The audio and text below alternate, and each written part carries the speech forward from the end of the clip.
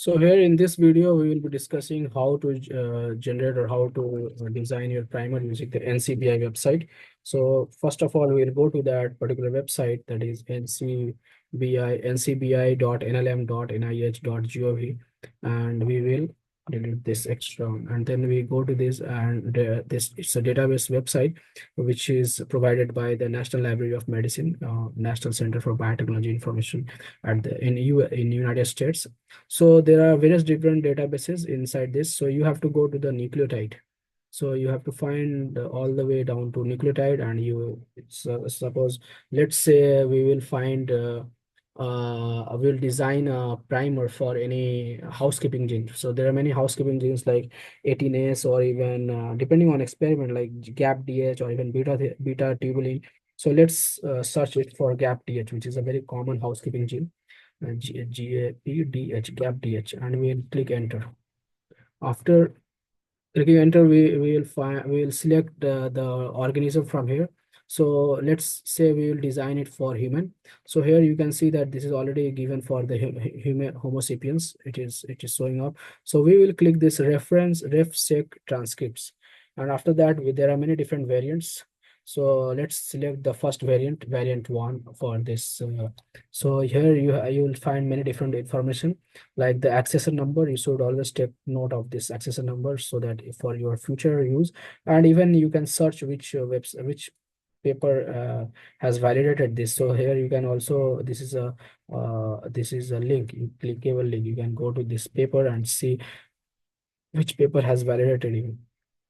2024, the oral disease disorder. So let's come back to this website again, and you can even see which authors have written this paper and all phytochemical. So there are many references which have been given. Anyway, we will go to this link, which is pick primer. So we'll click pick primer, and we will here it is auto generated the accessor number for our target sequence. And we will go to so if you want to validate your already designed primer, you can type all the details like forward and reverse primer in the sequence of 5' to 3'. And anyway, we have to just we have to design our own primer for this particular accessor numbers, which is mainly for GAPDH as a target gene. So we will use product size, the PCR product size, we'll make it as maximum 20. And this one we'll keep it as 59, and this optimal temperature 59, then 62, and then finally we'll keep it as 65. So let's see whether we have put it correctly or not. So 50. So here we generally keep it as 50, 59 product size, and then 59, 62, 65. So we click we 59, 62, 65, and then we will click this. So no preference, and then these are fine, and this one is also fine. We will automatic, and here we will find for the human. Let's see for the human. Okay, so the taxonomic ID was similar at this human, and then these things will just let it be like this. Here we have to click this option. We have to pair separate primer pair must be separated by at least one intron on the corresponding genomic DNA. We have to click this option, and there are many different tools or many different options where you can customize depending on your experiment. But in general, we'll leave it like this, and we will show the result in a new window. So we'll click this option, and we'll click the get primer. So it will move us to a different link in a different interface where we can see the result for this. Here you can see that it has been submitted, and you can see the date and time.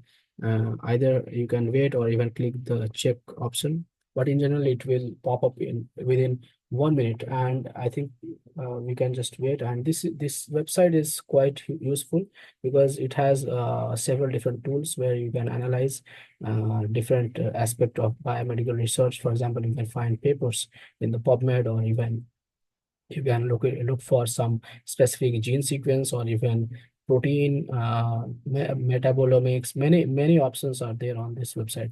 Anyway, here we can see that the time since submission, it is mentioning around 50 seconds so far. So I think it will pop up quite soon.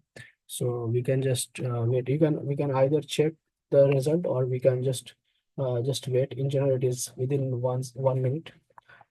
So this website is quite helpful because this provides a huge resource for biomedical research in terms of publication or in terms of protein structure. Even you can find a lot of drug related data on this website, and you can do your own research. And this website is quite useful because it is one of the authentic website which can even give you a DOI link for each, which is a unique link for each of the published websites. So it also acts as a database. It also acts like a like an indexing website, you know. So the PubMed is itself is very helpful.